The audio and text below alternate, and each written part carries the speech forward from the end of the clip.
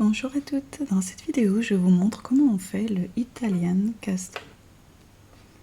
Si vous avez beaucoup de mailles à monter, je vous conseille de le faire sur une aiguille droite juste pour le rang de montage, et après vous pourrez faire en circulaire vos côtes qui suivront. Dans un premier temps, le rang de montage, moi je veux dans mon design que sur le rang en droit on commence et on finit par une maille en vert, hors de la maille lisière. Donc pour cela, il faut qu'on vrille. La première maille est très importante. Ça peut fausser le sens, le démarrage de vos côtes à cause de justement ce démarrage. La difficulté de ce montage, c'est que une fois qu'on monte, on ne peut pas défaire. Si vous n'avez pas le bon nombre de mailles, que vous en apercevez trop tard au premier rang, au rang justement d'après où on redresse les mailles, vous ne pourrez plus démonter. Vous serez obligé de refaire intégralement le montage. Donc c'est très important de bien démarrer, de bien compter avant de commencer ce rang. Donc dans un premier temps, on va prendre 3 longueurs à peu près. Donc là c'est la circonférence, je fais un top. Donc c'est la circonférence de tour de poitrine. Donc je prends 3 longueurs, là je vais en prendre un peu moins, c'est pour vous montrer. Donc on prend une aiguille droite, alors le mieux suivant votre tension, si vous avez tendance à être lâche, partez sur 0,25 de moins que les côtes que vous devez faire. C'est très important. Donc là, ce qu'il faut faire, la première maille, on met notre aiguille, on va venir la basculer. Alors moi j'ai une aiguille droite, c'est un peu long, comme ceci. Et on va venir tourner. Voilà, on a tourné. Donc c'est un peu difficile vu que je vais vous montrer sur une petite, ce sera plus simple parce que là je ne peux pas avec le mur, je cogne dedans. Je vais vous montrer avec une petite. Donc on vient tourner, on passe notre aiguille comme ceci et pas par le bas, sinon vous allez faire une maille, vous commencerez par une maille en droit en faisant ça. Donc c'est très important de faire du bon sens. Par le haut, l'aiguille de gauche à droite et on vient twister. Donc ça c'est notre première maille qui est montée. Donc la suite, logiquement, ça peut pas aller, il faut pas aller vers le pouce parce que vous voyez que ça se défait. Il faudra aller vers l'index. Donc on va venir passer sous le fil. Le mémotechnique à se rappeler, c'est toujours sous le premier fil, au-dessus du deuxième, que ce soit vers le pouce ou l'index. Donc là on va vers l'index, on fait sous le premier fil et on vient passer sur le deuxième. Et on ramène, ça nous fait une petite boule comme ceci. Cette fois-ci, on va aller, parce que ça se monte par paires, on va aller vers le pouce. Donc pareil, on passe sous le premier fil, au-dessus du deuxième, et on se replace. Là, on a fait une maille en droit. On la voit par rapport à la maille, comme vous pouvez voir là, je n'ai pas de boule. Si on lâche un peu, on voit très bien que ça fait comme un petit pont. Et on sait que c'est une maille en droit. Une maille en vert, je vais vous montrer pour la prochaine. Donc là, on va aller vers l'index. Le première toujours vers l'index. Donc on passe en dessous du premier fil, au-dessus du deuxième et on replace. Et là, on sait que c'est une maille en vert parce que regardez, ça nous crée une petite boule. Donc moi, si je tourne, je dois, mon design, commencer et finir par une en vert. Sachant que là, quand on tourne, après le rang juste après le rang de montage, on est sur un rang en vert. Donc il faut que celle qui est à côté de la maille lisière soit une en droit. Là, on voit que c'est bien une en droit. Donc ça veut dire que le rang d'après, donc le vrai rang de côte sera une maille en vert. Donc je vous en montre un petit peu plus. Comme ça, je vous montrerai le résultat final. Donc là, j'ai fait une en vert. Donc il faut que je fasse une en droit. Toujours par 2. Comptez 1, 2, 1, 2 à chaque fois, c'est plus facile et vous êtes sûr justement de ne pas vous tromper. C'est souvent comme ça, on a tendance à peut-être, on perd le fil et on va faire 2 mailles endroits. Et après, on ne peut plus rattraper quand c'est le cas là et on est obligé de tout recommencer. Donc, quand vous comptez, faites bien paire par paire. Toujours 1, 2, 1, 2. Si vous arrêtez sur 1, vous savez qu'il vous manque le 2, donc il faudra faire celle vers le pouce. Je vais en faire plusieurs. Je vais vous montrer un petit peu moins vite et après un peu plus vite vers l'index ou au-dessus.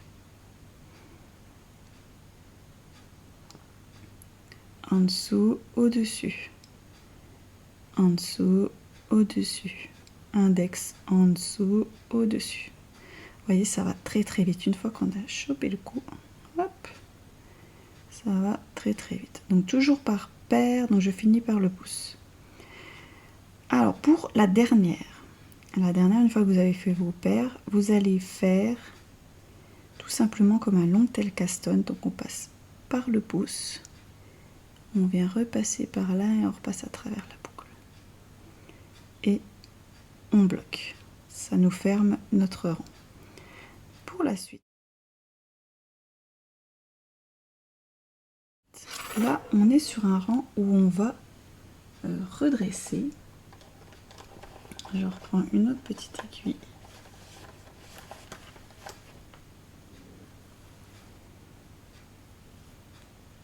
Donc ce rang-ci va redresser les mailles. Ce n'est pas encore les côtes. Si vous devez les travailler, des côtes, que ce soit un torse, semi-torse ou même standard, le 1 normal, il va falloir redresser ce rang.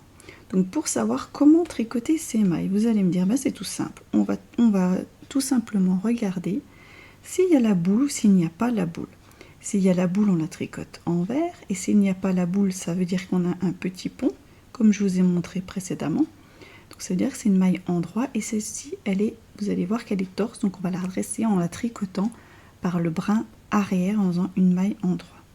Donc là, la première, elle est devant, c'est ma lisière, mais le premier rang, il faut toujours la tricoter, sinon ça se sauve. Et vous allez voir que là,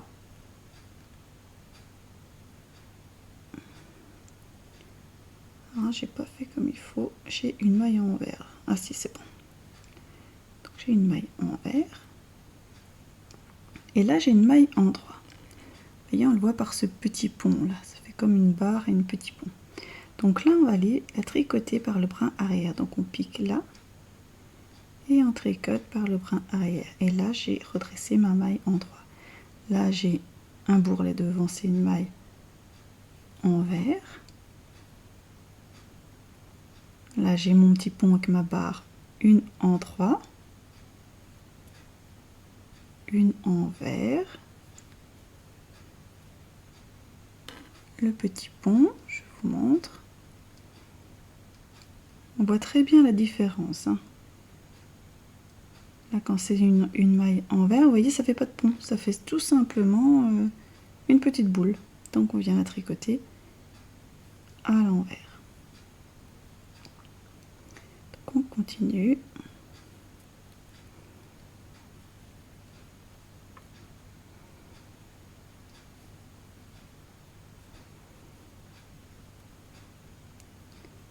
On redresse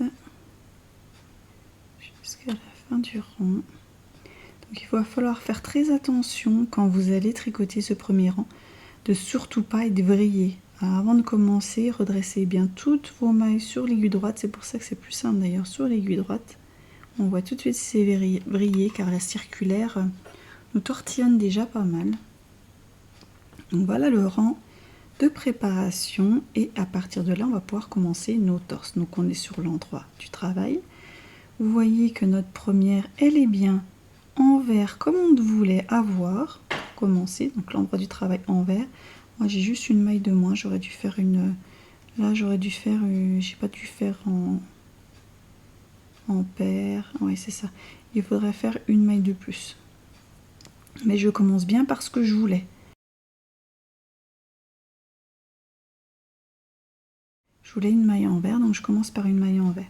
Donc la suite, là on commence tout simplement nos torses. Donc là j'ai ma maille envers, je la fais envers. Et là on est sur du semi-torse, donc là on est sur une endroit, donc je vais faire du torse. une endroit torse, une maille envers,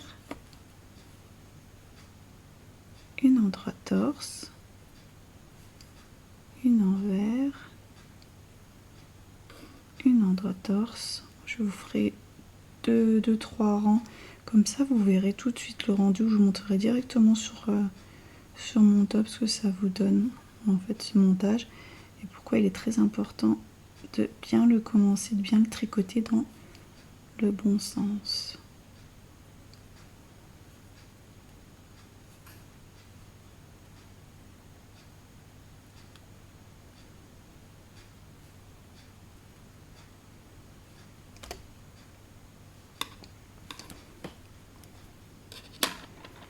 Voilà ce que ça vous donne.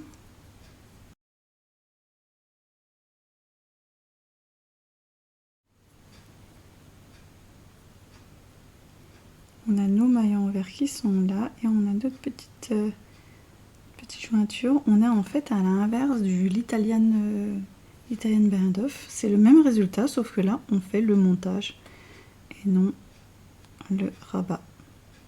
Vous voyez, ça fait une continuité et c'est ça que vous devez avoir. Donc vous continuez vos rangs en aller-retour en torse, enfin en semi-torse 1-1 pour avoir ce résultat-ci. Je vais vous montrer sur le top ce que ça vous donne avec plusieurs mailles de montée. Voici le résultat que vous devez avoir. Donc on a toujours, vous voyez, notre continuité. C'est vraiment une très belle bordure, très finie. Et on est en même temps dans la continuité de la dentelle. Alors si vous voyez, moi je vous conseille déjà de faire un échantillon pour tester déjà votre tension, même pour les torses. Parce qu'il faut vraiment qu'elle soit quand même serrée comme là, comme ceci. Si vous voyez que vous êtes trop lâche, bien sûr, vous vous adaptez en fonction de votre tension. Moi par exemple là je suis en 2,75, j'ai certaines qui le font en 2,5 le premier montage parce qu'elles sont trop lâches et qui font après en 2,75 les côtes. Par contre la dentelle, eh ben, elles vont le faire 0,25 de plus que moi. Mais c'est vraiment en fonction de votre tension, vous adaptez ça.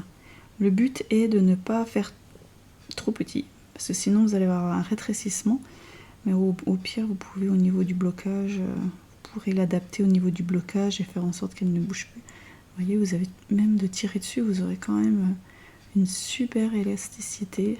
C'est vraiment un très beau montage. C'est pour ça qu'il est très important de bien le faire au démarrage. Après, on n'en parle plus. Il est un petit peu embêtant, c'est sûr, à mettre en place. Et une fois qu'il est fait, vous avez un super rendu.